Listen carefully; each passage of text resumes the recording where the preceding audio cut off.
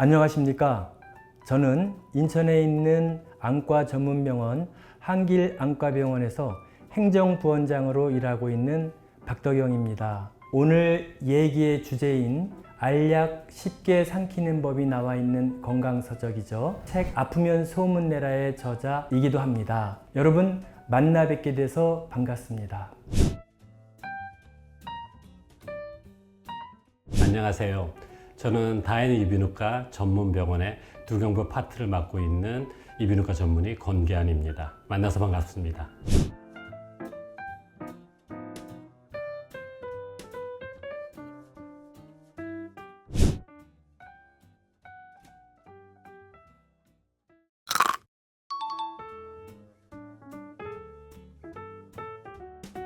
누구나 약은 일상이지요. 그런데 저는 다른 약을 먹을 때는 아무런 어려움이 없었는데 유독 가루약을 뭉쳐놓은 나정 형태로 된 비타민C를 먹을 때는 애를 많이 먹었습니다. 한 번에 잘 넘어가는 경우도 있었지만 실패한 경우도 많았었거든요. 그래서 비타민C를 꼭 먹고 싶은데 먹는 순간이 오면 또 목에 걸리면 어떡하지? 또 입안에서 풀어지면 어떡하지? 그 신맛이 싫은 거예요. 퍼져나가는 신맛이.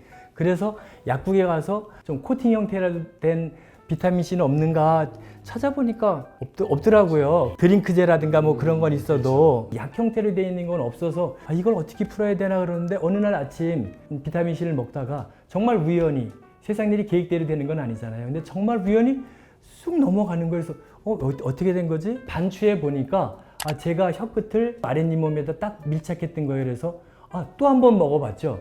또 되더라고요. 그래서 이게 진짜 계속 되는 건가? 그래서 몇 차례 시도를 해봤습니다. 그리고 그 이후에 정말 자연스럽게 한 번도 실패한 적이 없어요. 그래서 이런 좋은 정보는 많은 분들한테 알려드리는 게 좋겠다 해서 이런 기회를 갖게 된 것 같습니다.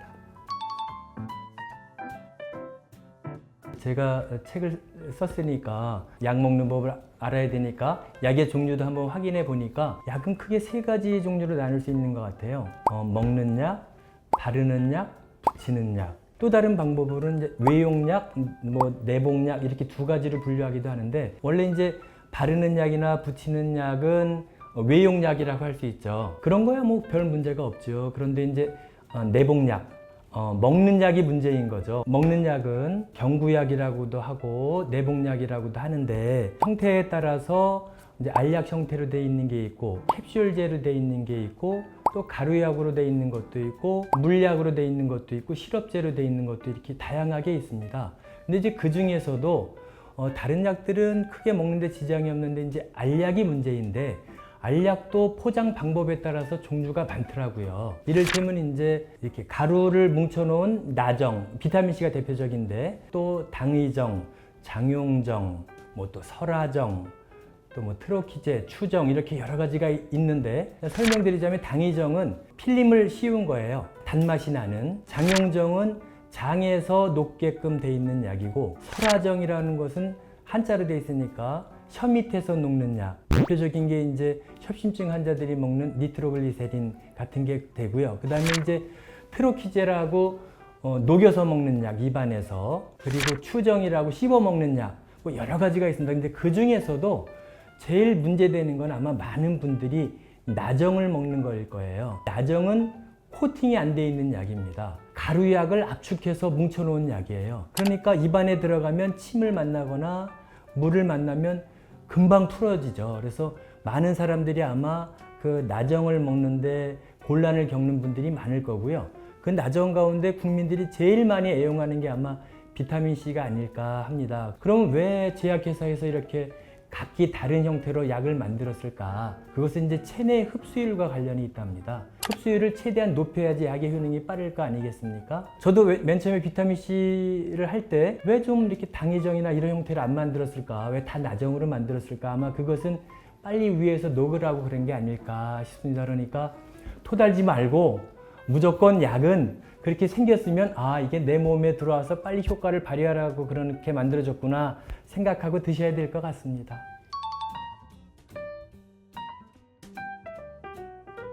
일단 기본적으로 어린이들은 약이라 하면 반감을 갖죠. 일단은 내가 생소한 맛있지도 않은 쓴 약을 먹어야 된다는 정신적 부담감.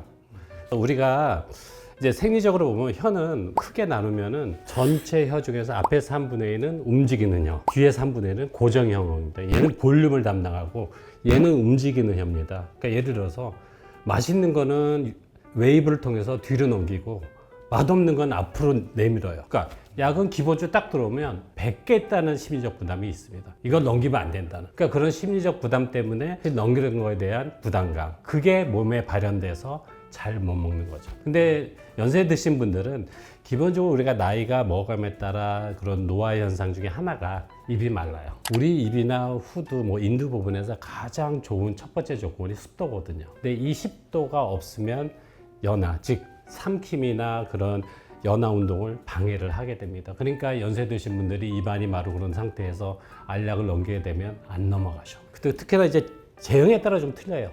예를 들어서 보통 일반 정제는 좀 거칠거칠하지 않습니까? 넘어갈 때 부드럽게 넘어가지 않습니다. 또 하나 캡슐형은 또 이게 사실 이제 젤라틴으로 만들어진 거거든요. 근데 얘네들이 겉은 부드러워도 이게 물에 닿는 순간 끈적끈적해지면서 또 들러붙어요. 그러니까 사실은 건조함 자체가 연세 드신 분들이 넘어가기가 쉽지 않다, 그렇게 생각을 합니다. 일반 약들은 겉이 이제 좀 거칠거칠하죠. 왜냐하면 걔네들은 가루약을 압축시켜서 정을 만든 거거든요.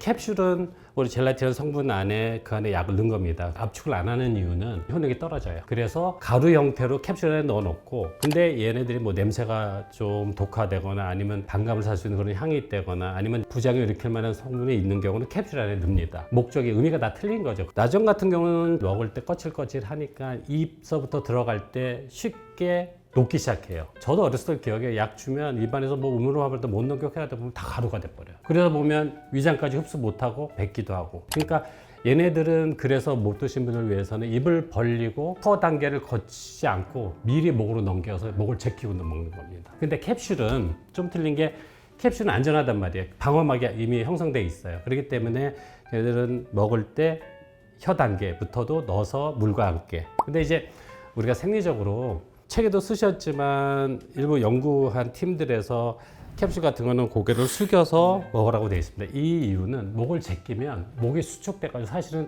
침삼키기가 더 힘들어져요. 오히려 고개를 숙이는 게 삼킴이 더 훨씬 아주 여유 있게 잘 됩니다.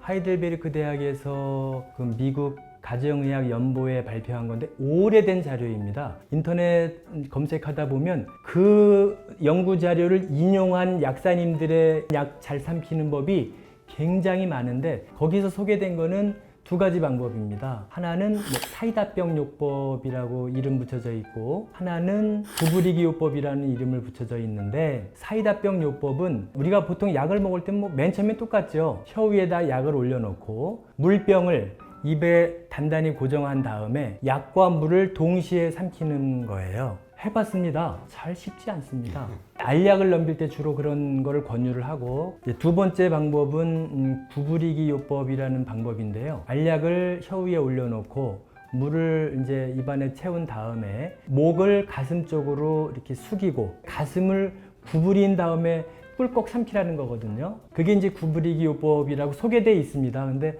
아마도 그 원리는 고개를 숙이면 그 캡슐형 알약이 물에 떠서 먹구멍으로 쉽게 넘어간다고 그렇게 설명이 되어 있는데, 해봤는데 저는 익숙치 않아서 그런지 역시 어려웠습니다. 제가 책을 쓰면서 한번 자료를 찾아보니까 지난해 9월 달인가 그 차의과대학 약대에 손현승 교수팀이 연구한 자료가 있더라고요. 그 자료를 보니까 65세 이상 노인 421명을 대상으로 약 넘기는데 어려움을 겪은 적이 있느냐 이런 질문을 던졌더니 무려 34.9%의 노인이, 그러니까 10명 중에 3명 이상의 노인이 그런 어려움을 겪었다, 그런 답변을 주셨고요. 그래서 나는 약을 거르기도 해, 그런 답변이 26.8%인가 그렇게 높은 답변이 나왔더라고요. 그러니까 4명 중에 1명 이상이 그래서 약을 거를 정도로 우리 노인분들도 어려움을 겪는 것 같습니다.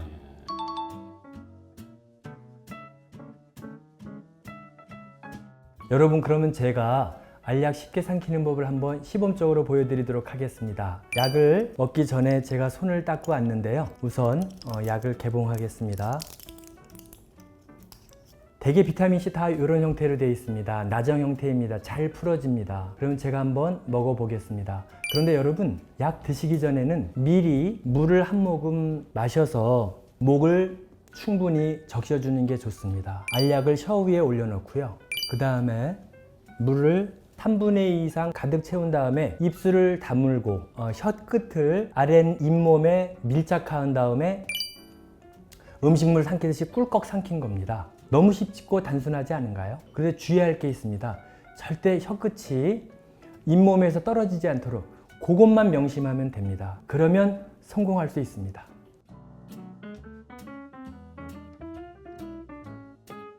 원리라고 따지면 제가 서두에 잠깐 말씀드렸는데 3분의 1은 움직이고 뒤는 고정되고 말씀드렸는데 이 혀는 기본적으로 우리가 이제 어떤 활동을 하냐면 음식을 이제 떠서 입안에 넣죠. 넣으면 뭘 만드냐면 볼루스라 그래서 덩어리를 만듭니다. 그러면 혀가 아주 현란하게 움직여요. 딱 덩어리를 만들면 앞혀가 싹 웨이브를 치면서 이 음식을 덩어리를 싹 뒤로 넘겨요. 그러면 뒤쪽에 있는 고정형, 얘는 볼륨이 있는데 얘가 싹 퍼져요.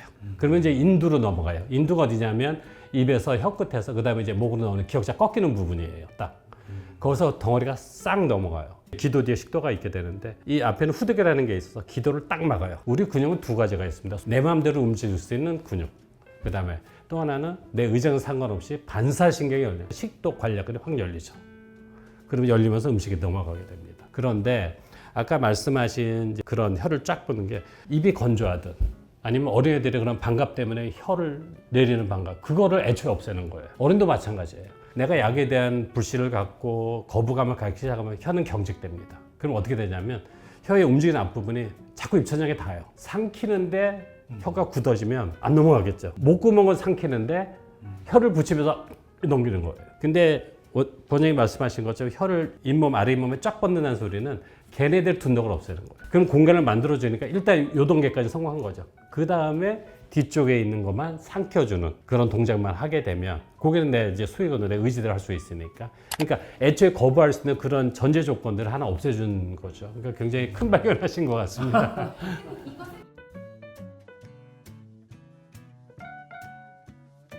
기본적인 개념에서 보면 아까도 말씀드렸다시피 애들 같은 경우는 기본적으로 약에 대한 거부 반응을 없애주는 게, 그러니까 예를 들어서 부모가 약을 먹일 때 강압적이면 안 됩니다. 힘들긴 하겠지만 애들한테 약에 대한 거부감을 없애는 게 첫 번째일 것 같고요. 그 다음 단계가 이제 수분입니다. 아까 먼저 서두에 말씀 주셨지만 입안을 먼저 촉촉하게 만드는 거. 그러니까 물을 좀 한 모금 한두 모금 정도 먹어서 점막들이 달라붙지 않게. 왜냐하면 특히나 여세 드신 분들은 점막들이 바짝 말라 있거든요. 그래서 특히나 나정 같은 경우는 달라붙어요. 그리고 심지어 거기 붙어서 뭐 떨어져도 일부 가루들이 붙어 있겠죠. 근데 이게 붙은 것들이 계속 나를 자극하는 거란 말이죠. 그렇게 되면 우리가 위에서 흡수돼서 장에서 흡수돼야 우리 적절한 효과를, 약의 효과를 볼 수 있는데 점막으로 흡수되니까 제대로 흡수 안 될 뿐더러 점막이 흡수됐을 때의 부작용들을 또 생각할 수 있잖아요. 그래서 사실은 충분한 수분이 전제 조건이 돼야 된다고 생각합니다. 알약 삼키는 일은 아주 사소한 일이죠, 일상생활에서. 그런데 그게 어떤 사람들한테는 큰 고민거리고 또 어떤 사람들한테는 괴로움일 수도 있습니다. 저희 작은 팁이 그런 분들한테 희소식이 되었으면 좋겠고요. 아까도 말씀드렸지만 알약 삼키는 방법은 여러 가지가 있습니다. 오죽하면 세계적인 대학 연구팀이 그런 제안까지 했을까요? 골프 선수도 스윙 방법이 다 다르잖아요. 그런데도 프로 선수들 보면 이렇게 다양한 스윙 가운데서도 공을 똑바로 멀리 치지 않습니까? 그러니까 제가 말씀드린 방법만이 최적의 방법이라고 생각하지는 않고요. 여러 가지 방법 중에서 제가 말씀드린 방법도 한번 써보시고 그게 좋은 성과로 이어졌으면 좋겠습니다.